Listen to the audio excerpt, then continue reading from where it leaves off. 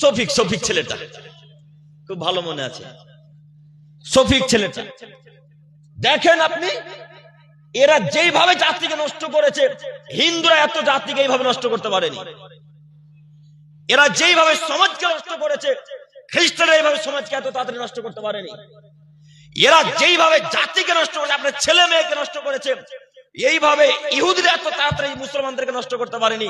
দেখেন আপনার স্ত্রী নীতি কত খারাপ, আপনার নীতি কত খারাপ। আপনার বাচ্চা ছেলের বয়স হচ্ছে 7 থেকে 8 বছর, তো কান্নাকাটি করতে শুরু করেছে, ও মোবাইল না হলে ভাত খাবে না। আর আসলে যে মোবাইল না হলে ভাত খায় না ছেলে পেলে, কথা মিলে না। বিশাল কান্নাকাটি করছে, 2 চোখ দিয়ে পানি, কান্নাকাটি করতে করতে করতে এক পর্যায়ে রক্ত বেরিয়ে যাবে এমন দৃশ্য। কান্নাকাটি করতে আছে, মোবাইল দেন, চুপ হয়ে যাবে। মোবাইল চুপ হয়ে যাবে কেন? আপনি আর আপনার স্ত্রী আপনার ছেলেটাকে মেয়েটাকে ওই নীতিতেই বড় করেছেন। কিভাবে? আপনার স্ত্রী কিচেন রুমে রান্নার ঘরে রান্না করছে, তো আপনার ছেলেটা আব্দুর রহমান, আব্দুল রহিম, আব্দুল জাব্বার, আব্দুল্লাহ, এই ওসরা বুঝেন, ওসরা কি বলেন, বারান্দাতে বসে কান্নাকাটি করছে। তো আপনার স্ত্রী তো দয়ালু মানুষ, আপনার স্ত্রীর অন্তরে দয়া ময়া মহব্বত খুবই বেশি।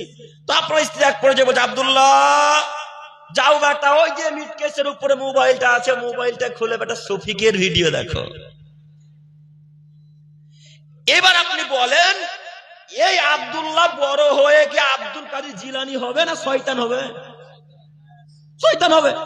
তো আপনার স্ত্রী আব্দুল কাদের জিলানীর আশা করে কি হিসেবে আব্দুল্লাহর কাছ থেকে? আপনার স্ত্রী তো আপনার ছেলেটাকে নষ্ট করেছে, আপনি আপনার ছেলেটাকে নষ্ট করেছেন। আর এই যে 3 নাম্বার শ্রেণীর ছেলেগুলা দেখছেন, এরা ওর ভাতিজাকে নষ্ট করেছে। এর মা, এর বাপ আব্দুল্লাহকে যতবার বলেছে মোবাইল দিব না, ততবার এই ছেলেটা বাইরে